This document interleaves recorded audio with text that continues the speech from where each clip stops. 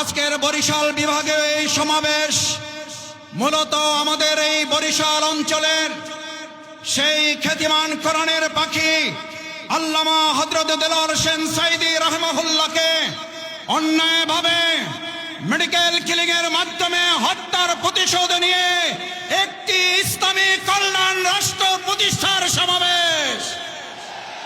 আজকের সমাবেশ সৈয়দ মুফতি ফয়জুল করিমকে রক্তাক্ত করা হয়েছে বরিশালে, তার প্রতিশোধ নেওয়ার সমাবেশ।